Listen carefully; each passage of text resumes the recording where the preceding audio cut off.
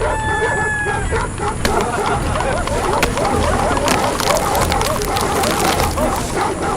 the summer heat shimmered above the dirt road leading to the Borderlands. Dust rose with each wagon wheel, mingling with the smells of roasting meat, campfire smoke, and horse leather. The traders' camp sat at the crossroads. The scatter of colorful tents, merchant stalls, and the ever-present music of barter.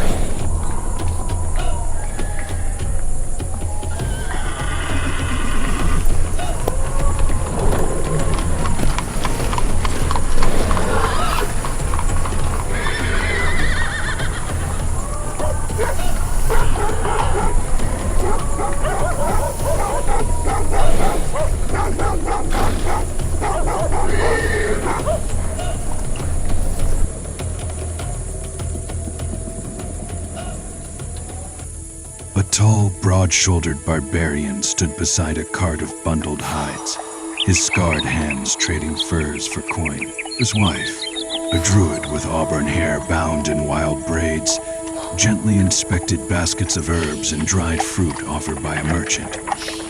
Their son, bow slung across his back, hovered nearby, 16, eager-eyed and restless.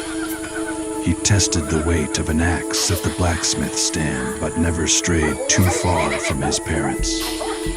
They had come to trade the spoils of their hunt, bear hides, deer pelts, and fox furs. Their work was honest, but the boy's sharp gaze wandered off into the western road, where rumors spoke of greater dangers and greater rewards.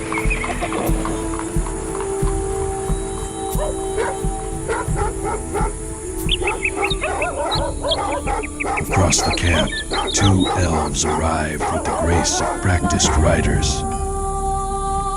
The male, a cleric, bore a polished staff carved with runes of protection.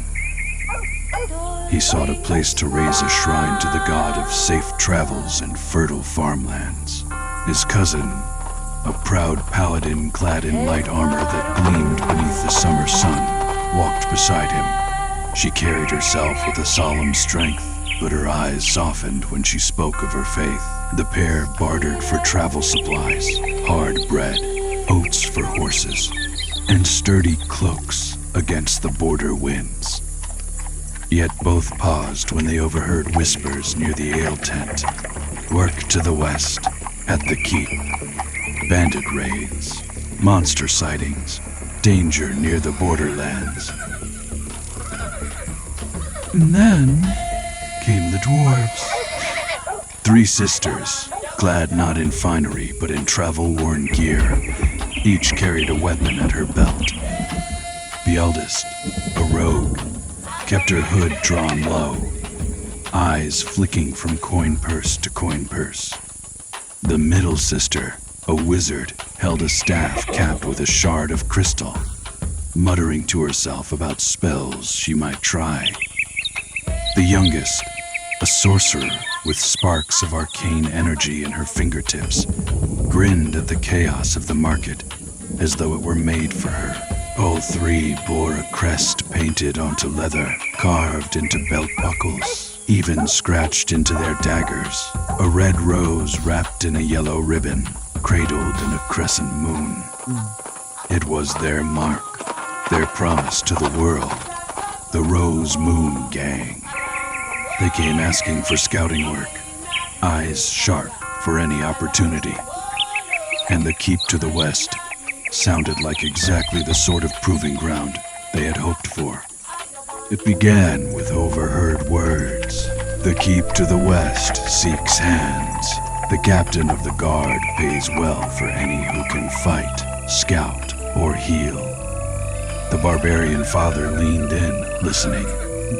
His son's eyes gleamed with unspoken yearning. The druid mother sighed, knowing adventure had finally caught them. The elves glanced at one another, silent agreement passing between them.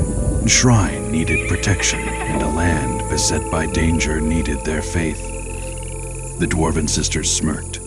Work at a keep meant coin, risk, and recognition. exactly their kind of business.